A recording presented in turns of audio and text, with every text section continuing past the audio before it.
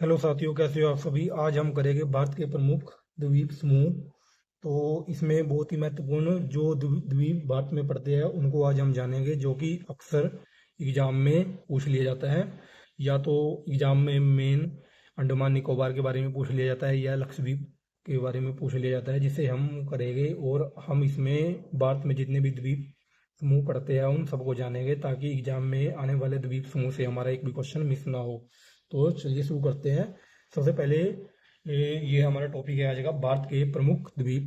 ठीक है, इसमें द्वीप पहले आपको जानना है कि द्वीप क्या होता है। द्वीप वह होता है जो चारों तरफ पानी से घिरा हो, जैसे कि ये लैंड है और इसके चारों तरफ पानी हो, और पानी समुद्र के बीच में या पानी के बीच में एक जगह हमको जो नजर आए उसको द्वीप कहते हैं। मीन्स चारों तरफ पानी से घिरी हुई जगह को द्वीप कहते हैं। तो आपको याद रखना है। तो सबसे पहले हमारे पास है अंडमान और निकोबार द्वीप समूह। तो अंडमान और निकोबार द्वीप समूह के बारे में हमको क्या जानना है। तो यह बंगाल की खाड़ी में है। सबसे पहली बात तो ये बंगाल की खाड़ी में स्थित है। ठीक है। और भारत में ये अंडमान और निकोबार द्वीप समूह है, इसमें 572 द्वीप पाए जाते हैं। मीन्स यह इसमें 572 के लगभग छोटे छोटे द्वीप पाए जाते हैं। ठीक है। और जिनमें से 26 पर लोगों का निवास है। आपको याद रखना है, जिनमें से सिर्फ 26 द्वीप पर ही लोग रहते हैं, बाकी सब खाली ही पड़े हैं। और आपको इसके बारे में क्या जानना है। आपने सुना होगा कि अंडमान निकोबार द्वीप समूह को सबसे पहले काला पानी के नाम से जाना जाता था। इसे किस नाम से काला पानी के नाम से। काला पानी की सजा बोलते थे, जैसे ऐसे बोलते थे कि काला पानी की सजा काट के आया। तो ये अंडमान द्वीप समूह को काला पानी के नाम से पहले जाना जाता था। जैसे कोई आंदोलनकारी होता था इंडिया का, तो उसे अंडमान निकोबार द्वीप समूह ही छोड़ दिया जाता था अंग्रेजों द्वारा। तो काला पानी की जेल बोलते थे। तो काला पानी के नाम से पहले अंडमान निकोबार को जाना जाता था। तो आपको याद रखना है, इसमें सबसे बड़ा द्वीप कौन सा है। मध्य अंडमान। मध्य अंडमान सबसे बड़ा द्वीप है। और अंडमान और निकोबार भी दो टाइप से है। जैसे एक तो हो गया अंडमान, एक हो गया निकोबार। ठीक है। अंडमान में भी अलग अलग द्वीप है, जैसे उत्तरी अंडमान, मध्य अंडमान, दक्षिणी अंडमान। तो ऐसे ही निकोबार में द्वीप द्वीप है अलग अलग, जैसे कि कार निकोबार, ग्रेट निकोबार। तो मेन मेन द्वीप है, इसलिए इनको बांटा बांटा गया है। तो अंडमान में तो सबसे बड़ा द्वीप है मध्य अंडमान, और निकोबार में सबसे बड़ा द्वीप है ग्रेट निकोबार। ग्रेट निकोबार सबसे बड़ा द्वीप है। ठीक है, आपको याद रखना है। तो आपको इसके बारे में क्या था।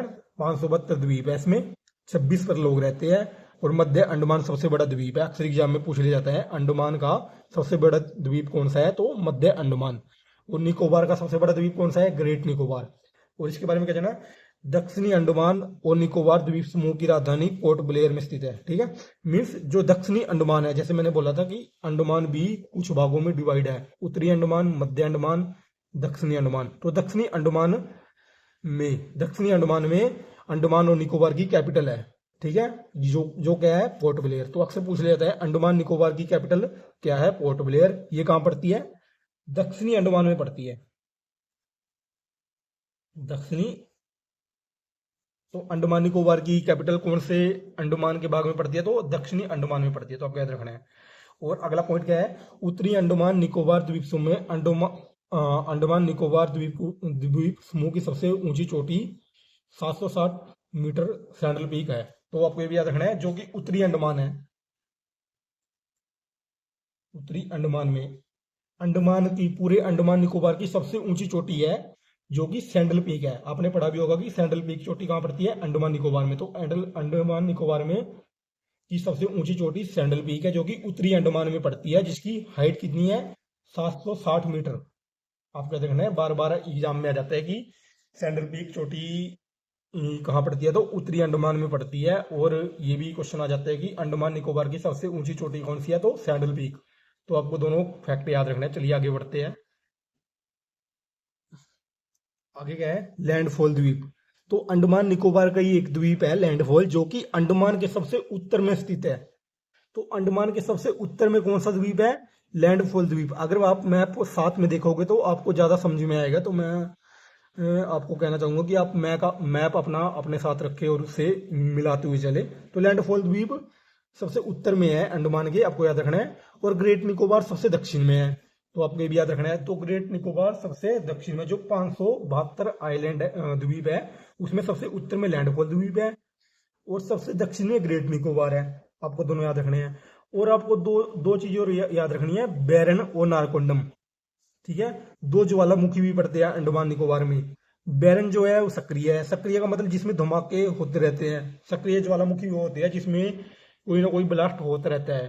और नारकोंडम है जो प्रसुप्त है, जिसमें कभी, प्रसुप्त का मतलब होता है जो कभी कभी ब्लास्ट होता है जिसमें, लेकिन सक्रिय में धमाके होते रहते हैं। ठीक है, और नारकोंडम में जैसे कभी हो गया तो कभी नहीं हुआ, तो कभी ऐसे भी सोच लेते हैं यहाँ है था कुछ नहीं है था, तो अचानक ब्लास्ट हो जाता है। तो सक्रिय में तो लगातार होते रहते हैं। तो सक्रिय ज्वालामुखी कौन सा है? बैरन। नारकोंडम क्या है? प्रसुप्त ज्वालामुखी है। तो ये अंडमान निकोबार में दो ज्वालामुखी है जो आपको एग्जाम में पूछ लिया जाता है। भारत का एकमात्र सक्रिय ज्वालामुखी कौन सा है? तो बैरन। बैरन भारत का एकमात्र सक्रिय ज्वालामुखी है जो कि अंडमान निकोबार में पड़ता है, तो आपको याद रखना है। अंडमान निकोबार में भी कहाँ पड़ता है? उत्तरी अंडमान में ये पड़ता है। तो अंडमान निकोबार में हमको इतना ही देखना है। तो अगला द्वीप है हमारा लक्षद्वीप। तो लक्षद्वीप के बारे में हम जानेंगे। ठीक है, सबसे पहले तो आपको पता होना चाहिए ये कहाँ पड़ता है। ये अरब सागर में पड़ता है। लक्षद्वीप कहाँ पड़ता है? अरब सागर में पड़ता है। अरब सागर में पड़ता है। ठीक है, आपको थोड़ा मुश्किल लगेगा, लेकिन अगर आप एक या दो बार क्लास को देखेंगे तो आपको ये, मैं उम्मीद करता हूँ कि आपको ये पूरा याद हो जाएगा। तो लक्षद्वीप अरब सागर में पड़ता है। और दूसरी बात क्या याद रखनी है, ये इसमें 36 द्वीप पड़ते हैं। लक्षद्वीप में भी 36 द्वीप पड़ते हैं। तो आपको, आपसे मेरा क्वेश्चन है कि अंडमान निकोबार कहाँ पड़ता है? तो अंडमान निकोबार हिंद महासागर में पड़ता है। इसी तरह लक्षद्वीप कहाँ पड़ता है? अरब सागर में पड़ता है। अंडमान निकोबार में 572 द्वीप है, लेकिन लक्षद्वीप में 36 द्वीप है, आपको याद रखना है। ठीक है, और 36 द्वीपों में 3 मेन है। लक्षद्वीप में 3 मेन द्वीप है 36 द्वीपों में। एक का नाम तो लक्षद्वीप ही है, दूसरे का नाम मिनिकोय है और तीसरे का नाम कावारती है। ठीक है, लक्षद्वीप उत्तर में पड़ता है, दक्षिण में मिनिकोय पड़ता है, कावारती मध्य में पड़ता है। तो 3 द्वीप, 36 द्वीपों में 3 द्वीप मेन है, लक्षद्वीप, मिनिकोय, कावारती। तो लक्षद्वीप तो सबसे उत्तर में पड़ता है, मिनिकोय दक्षिण में पड़ता है, जबकि कावारती मध्य में पड़ता है। आपको याद रखना है। चलिए आगे बढ़ते हैं। दूसरा फैक्ट क्या है? ऑनरेट। ऑनरेट क्या है? एंड्रेट लक्षद्वीप का सबसे बड़ा द्वीप है।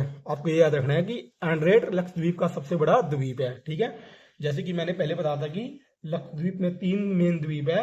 लक्षद्वीप उत्तर में पड़ता है, मिनिकोय दक्षिण में, कावारती मध्य में। ऐसे ही एंड्रेट आपको याद रखना है लक्षद्वीप का सबसे बड़ा द्वीप है। अक्सर एग्जाम में पूछ लिया जाता है कि लक्षद्वीप का सबसे बड़ा द्वीप कौन सा है? तो एंड्रेट। और लक्षद्वीप में कितने आइलैंड पड़ते हैं? 36, आपको याद रखना है।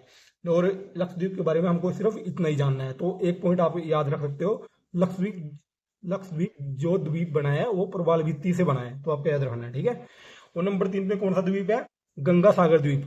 तो गंगा सागर द्वीप कहाँ पड़ेगा? बहुत से बच्चे से गंगा नदी में मार देते हैं। तो हुगली नदी के ये द्वीप पड़ता है, हुगली नदी में है। तो अक्सर एग्जाम में पूछ लिया जाता है गंगा सागर द्वीप कहाँ पड़ता है? तो हुगली नदी में ये द्वीप पड़ता है, आपको याद रखना है। नंबर 4 पे कौन सा है? न्यू मोर द्वीप।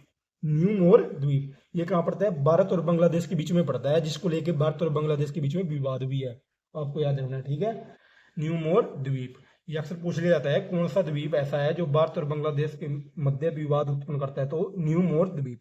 ठीक है, नंबर 5 पे क्या है? पंबन द्वीप। पंबन द्वीप कहाँ पड़ता है? मन्नार की खाड़ी में पड़ता है, भारत और श्रीलंका के बीच में यह द्वीप पड़ता है, आपको याद रखना है। पंबन द्वीप है जो मन्नार की खाड़ी में पड़ता है, वो भारत और श्रीलंका के बीच में यह पड़ता है। चलिए आगे बढ़ते हैं। अगला है हमारा श्रीहरिकोटा द्वीप। तो श्रीहरिकोटा द्वीप कहाँ पड़ता है? आंध्र प्रदेश की पुलिकट झील में पड़ता है।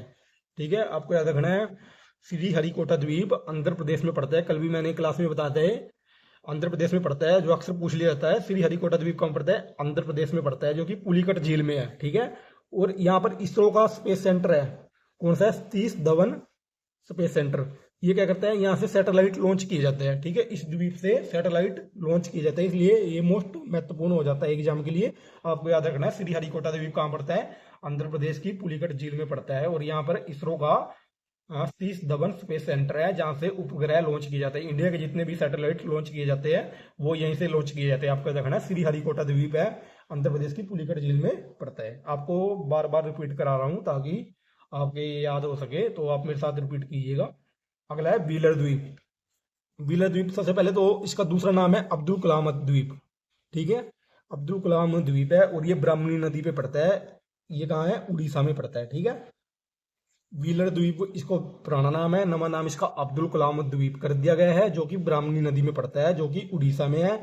और यहाँ पर क्या है, भारत का मिसाइल परीक्षण केंद्र है। जितनी भी मिसाइलें लॉन्च की जाती है वो यहीं से की जाती है, व्हीलर द्वीप से। तो अब्दुल कलाम द्वीप भी से कहते हैं। तो अब्दुल कलाम जी का दूसरा नाम कहता है मिसाइल मैन ऑफ इंडिया। तो मिसाइलें कहाँ से लॉन्च की जाएगी? अब्दुल कलाम द्वीप से लॉन्च की जाती है, और यह ब्राह्मणी नदी पे उड़ीसा में पड़ता है। आपको ये भी याद रखना है, बहुत महत्वपूर्ण फैक्ट है, अक्सर एग्जाम में बार बार पूछ लिया जाता है। व्हीलर द्वीप या अब्दुल कलाम द्वीप कहाँ पड़ता है? तो उड़ीसा में पड़ता है। और यहाँ से क्या किया जाता है? मिसाइल परीक्षण के अंदर मिसाइलें यहाँ से लॉन्च की जाती है, ठीक है। नंबर 8 पे क्या है? हेयर द्वीप। हेयर द्वीप नमक सा नाम है, तो आपको याद रखना है। हेयर द्वीप तूतीकोरन में पड़ता है, जो कि प्रवाल भित्ति से निर्मित है। आपको याद रखना है। तूतीकोरन कहाँ पड़ता है? तमिलनाडु में। तमिलनाडु में हेयर द्वीप पड़ता है, आपको याद रखना है। चलिए आगे बढ़ते हैं। अगला है दीव द्वीप। दीव द्वीप मीन्स दमन और द्वीप, जो हम सुनते हैं, जो हमारा केंद्र शासित प्रदेश भी है, तो दीव वहीं से है। दीव कहाँ पड़ता है? खंबात की खाड़ी में पड़ता है, ठीक है। आपको ये भी याद रखना है, ये सिंपल याद रखना है आपको। दीव कहाँ पड़ता है? खंबात की खाड़ी में पड़ता है। और नंबर 10 पे खादिया बेट व आलिया बेट। ये भी अक्सर एग्जाम में पूछ लिया जाता है। खादिया बेट व आलिया बेट द्वीप कहाँ पड़ते हैं? तो नर्मदा और ताप्ती नदियों में द्वीप पड़ते हैं, ठीक है। आपको दोनों याद रखने हैं। और नंबर 11 पे हमारे पास है एलिफेंटा की गुफाएं। एलिफेंटा की गुफाएं जो अक्सर एग्जाम में पूछ ली जाती है, कहाँ पड़ती है? मुंबई में पड़ते हैं। मुंबई के पास स्थित गुफा मंदिरों के लिए प्रसिद्ध द्वीप है, ठीक है। मुंबई भी एक द्वीप है जो समुद्र के बीच में बसा हुआ है। ये मुंबई आप आगे आपको बताऊंगा कौन से द्वीप पर यह स्थित है। चलिए, आपको इतना याद रखना है, एलिफेंटा की गुफाएं कहाँ पड़ती है? मुंबई में पड़ती है। मुंबई भी एक द्वीप है। आगे बढ़ते हैं। अगला है हमारा सालसेट द्वीप। तो अक्सर एग्जाम में पूछ लिया जाता है कि इस द्वीप पर मुंबई शहर बसा है। तो अक्सर एग्जाम में क्वेश्चन क्या आता है कि मुंबई कौन से द्वीप पर बसा है? तो मुंबई बसा है सालसेट द्वीप पर, ठीक है। आपको याद रखना है, सालसेट द्वीप पर मुंबई बसा है। तो एलिफेंटा की गुफाएं कहाँ थी? मुंबई में, आपको याद रखना है। तो अगला है माजुली द्वीप। नंबर 13 पर क्या है? माजुली द्वीप, जो कि ब्रह्मपुत्र नदी में है और यह असम में है, ठीक है। माजुली द्वीप ब्रह्मपुत्र नदी में है और असम में है। और इसके बारे में आपको क्या याद रखना है? विश्व का सबसे बड़ा नदी द्वीप है ये। आपको याद रखना है, विश्व का सबसे बड़ा नदी द्वीप है, और असम सरकार ने इसे जिला भी घोषित करा है, इतना बड़ा है ये। तो भारत का पहला द्वीपीय जिला है ये, ठीक है। आपको याद रखना है माजुली द्वीप, जो कि ब्रह्मपुत्र नदी में पड़ता है और असम में पड़ता है। और भारत विश्व का सबसे बड़ा नदी द्वीप है, और भारत का पहला द्वीपीय जिला भी है। तो असम सरकार द्वारा से जिला घोषित किया गया है, तो आपको याद रखना है। और आपको कुछ फैक्ट मैं याद करा देता हूँ। डंकन पास, तो आपको अक्सर एग्जाम में जाता है, डंकन पास कहाँ से गुजरता है? तो आपको इतना याद रखना है, साउथ अंडमान और लिटिल अंडमान के बीच से डंकन पास गुजरता है, ठीक है। जैसे समुद्र होता है, समुद्र जैसे कोई जगह है तो बीच में जैसे समुद्र गुजरता है, फिर जगह चालू हो जाती है, तो उसे जो रास्ता, जो पानी जहाँ से गुजरता है, तो उसे पासिस का नाम दे देते हैं। जैसे कि साउथ अंडमान और लिटिल अंडमान के बीच में थोड़ा जो जगह बसती है जहाँ से पानी गुजरता है, तो उसे पासिस के नाम से जाना जाता है। तो डंकन पास कहाँ से गुजरता है? साउथ अंडमान और लिटिल अंडमान के बीच से, ठीक है। आपको याद रखना है। ऐसे ही 10 डिग्री चैनल बोलते हैं। 10 डिग्री चैनल अक्सर एग्जाम में जाता है, कहाँ से गुजरता है? लिटिल अंडमान और कार निकोबार के बीच से। आपको याद रखना है, 10 डिग्री चैनल लिटिल अंडमान और कार निकोबार के बीच से गुजरता है। आपको बहुत बार बार रिपीट करना है और याद करना है, इसे मिस मत करना है, ये अक्सर एग्जाम में पूछ लिया जाता है। 9 डिग्री चैनल कहाँ से गुजरता है? कावारती और मिनिकोय। आपको याद रखना है, कावारती और मिनिकोय के बीच से 9 डिग्री चैनल गुजरता है। और 8 डिग्री चैनल कहाँ से गुजरता है? मिनिकोय और मालदीव के बीच में गुजरता है। तो आप जैसे इसकी बार बार रिवीजन करोगे तो ये आपके याद हो जाएगा। आपको थोड़ा टफ लगा होगा, लेकिन अगर आप इसे दोहराएंगे या कॉपी में नोट करेंगे तो मैं उम्मीद करता हूँ कि आपके सारे याद होंगे। और यहाँ से एग्जाम में क्वेश्चन देखने को मिलता ही मिलता है। तो आज की क्लास में इतना ही। थैंक यू, मिलते हैं नए टॉपिक के साथ।